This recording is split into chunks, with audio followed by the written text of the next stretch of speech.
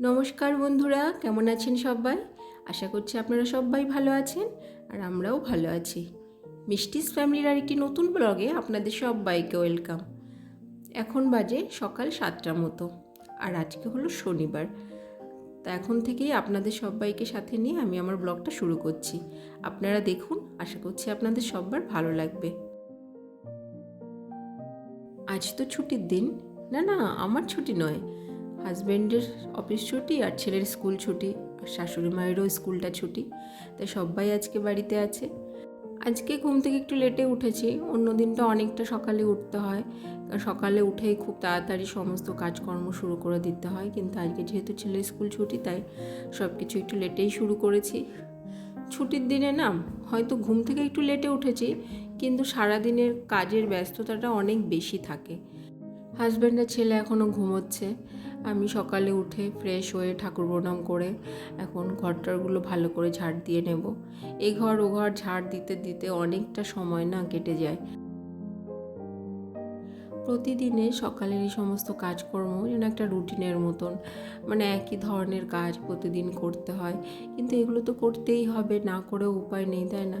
সংসারটা সুন্দর করে গুছিয়ে রাখতে হবে, ঘর বাড়ি পরিষ্কার পরিচ্ছন্ন। একটা কাজ শেষ হতে না হতেই আবার আর একটা কাজ শুরু করে দিতে হয়। মানে একটা কাজ করার পরে যে কষ্ট হয়ে গেলে যে কিছুক্ষণ একটু রেস্ট নেব তারপরে কাজ শুরু করব, সেটাও করার উপায় নেই, কারণ এতে করে সময়টা মানে কী করে যে কেটে যাবে বুঝতেই পারবো না, আর তারপরে কি হবে, সময়ের মধ্যে সব কাজগুলো শেষও করতে পারবো না। ছেলেকে ঘুম থেকে তুলে দিয়েছি, তারপর ওকে ফ্রেশ করিয়ে দিয়ে ওকে খাইয়ে দিয়েছি। এখন বিছানাটা একটু সেট করে নেব, তারপরে গিয়ে আমি একটু খাবো। আজকে আমরা টিফিনে খাচ্ছি মুড়ি আর ডাল তড়কা, আর আছে সিমাই। এই সিমাইটা আমার শাশুড়ি মা গতকাল রাতে করেছিল, সেটাই আছে, আর তড়কাটা সকালে করা হয়েছে, সেটাই সবাই খেয়েছি। এই দিয়ে আমরা সবাই টিফিন করে নিয়েছি। টিফিন করার পরে কিছুক্ষণ 10-15 মিনিট মতো একটু রেস্ট নিয়েছি, কেননা খাওয়ার পরেই না কাজ শুরু করা যায় না। হাজব্যান্ড বাড়িতে আছে, ওই জন্য ও পাশের রুমে ছেলেকে নিয়ে একটু স্কুলের হোমওয়ার্কগুলো করাতে বসেছে। ও বাড়িতে থাকলে অনেকটাই হেল্প হয়, খুঁটিনাটি অনেক কাজে হেল্প করে দেয়, সেটুকু করে দিলেও নিজের কিছুটা সময় সাশ্রয় হয়। তো আমার বেডরুমের এখন ডাস্টিং ক্লিনিংয়ের কাজগুলো করে নিচ্ছি। আর দেখো যে সোফার যে এই গদিটা সরিয়েছে, এটা দেখছি এখানে আমার ছেলে পেন এটা সেটা এর মধ্যে ঢুকিয়ে রেখেছে। এখন ওটা ভালো করে পরিষ্কার করা হয়ে গেছে, মানে বেডরুমের ডাস্টিং সব কমপ্লিট করে নিয়েছি। এখন পাশের রুমে চলে এসেছি। বেডরুম ছাড়া অন্য যে সমস্ত রুমগুলো আছে না, সেই সমস্ত রুমগুলো হয়তো প্রতিদিন ক্লিন করা হয় না, ডাস্টিংয়ের কাজগুলো করা হয় না। ঝাড়ু লাগানো, পোছা লাগানো ওগুলো করি, কিন্তু অন্য যে ক্লিনিংয়ের কাজগুলো, ডাস্টিংয়ের কাজগুলো করা হয় না। তাই যেদিন আমার সময় হয়, মানে সপ্তাহে অন্তত 2 দিন এগুলো করার চেষ্টা করি। এই ছুটির দিনগুলো বা যেদিন অন্যান্য কাজের পরে সময়টা পাই, মানে দেখি যে সময়টা আছে, তখন এই সমস্ত রুমগুলো একটু ডাস্টিংয়ের কাজগুলো করে নিই। তাই আজকে যেহেতু ছুটি আছে, বাড়িতে আছি, ছেলেকে স্কুলে দেওয়া নেওয়ার যে সময়টা যের জন্য বেরোতে হয় সেটা করতে হবে না, তাই এগুলো এখন করে নিচ্ছি। আর এই যে ভিডিওটা, এটা কালকে বিকালের ভিডিও। এখন আমি কালকে বিকালে এই রুমটায় একটা ওয়াল ক্লক সেট করেছি, সেটাই তোমাদের সঙ্গে শেয়ার করলাম ভিডিওটা। এই ওয়াল হুকটা আমি অনলাইন থেকে নিয়েছি, আর এই যে ওয়াল ক্লকটা দেখছো এটাও আমি অনলাইন থেকে নিয়েছি। এই ওয়াল হুকগুলো না খুব কাজের, মানে দেওয়ালে কোনো ড্রিল করতে হয় না বা কিছু করতে হয় না।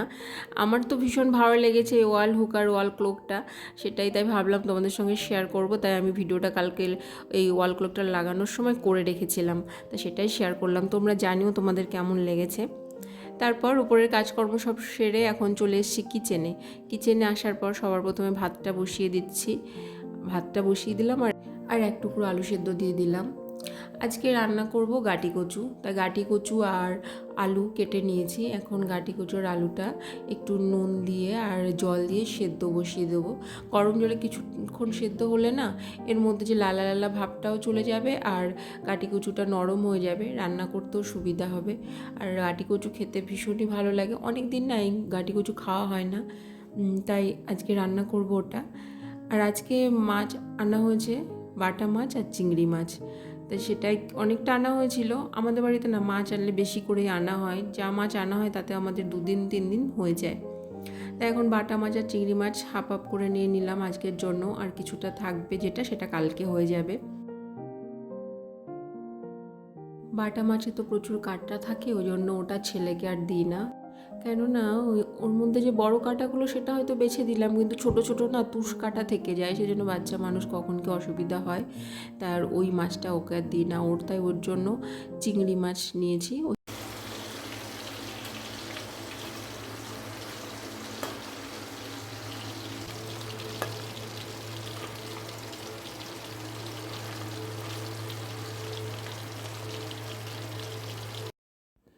এখন আস্তে আস্তে সব মাছগুলো ভেজে নেব। মাছ ভাজতে দেখবে অনেকটা সময় লেগে যায়, কেননা ধরে ধরে ভাজতে হয় মাছগুলো। তো আজকে বাটা মাছগুলো ভাজাই থাকবে, ভাজা খেতে ভালোই লাগে। আর চিংড়ি মাছ দিয়ে না গাটি কচুটা রান্না করব। এই সমস্ত কচুর মধ্যে চিংড়ি মাছ দিয়ে রান্না করলে দেখবে তরকারির টেস্ট আরও অনেক বেড়ে যায়। তো এখন ওই চিংড়ি মাছ ভাজা হয়ে গেছে, আর চিংড়ি মাছ ভাজা তেলেই এখন এই কচু, আলু, টমেটো দিয়ে বসিয়ে দেব।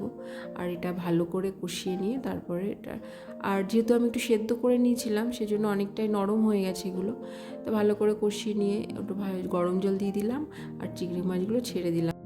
আর এখন ওটা কিছুক্ষণ ফুটবে। তো আমার রান্না হয়ে গেছে।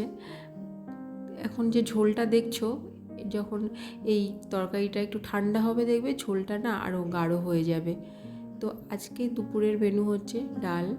ডালটা আমাদের বাড়িতে রোজই হয়, ডাল আর ভাজা না হলে না আমার শ্বশুরমশাই খেতে পারেন না।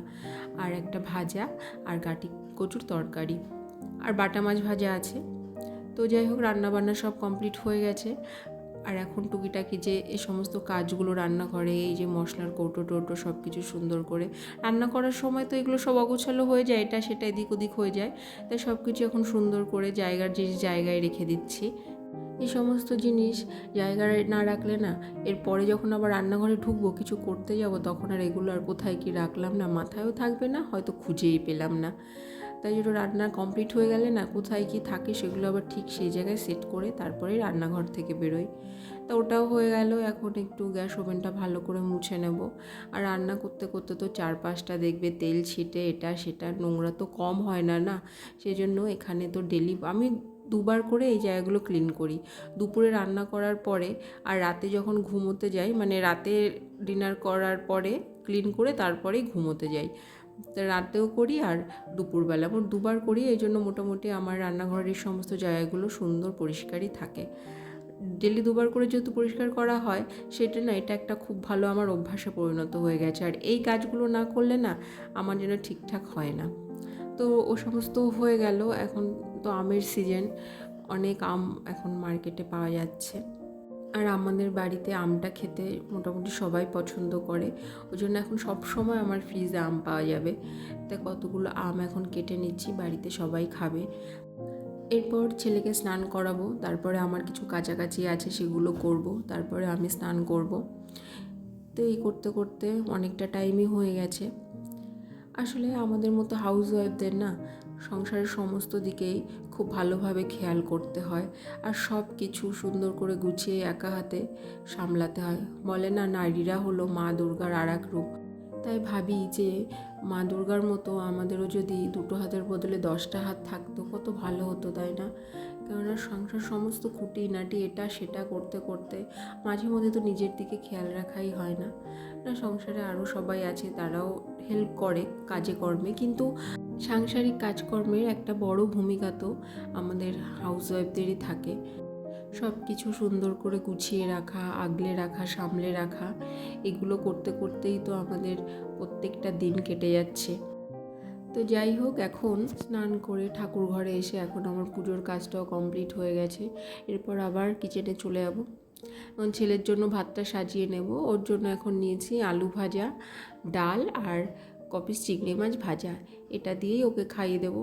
বাটা মাছ কাটা আগেই বলেছিলাম, ওই জন্য ওকে খাওয়াবো না। ছেলেকে খাওয়ানোর পর ওকে ঘুম পাড়িয়ে দিয়েছি। ওর খুব ঘুম পেয়ে গেছিলো।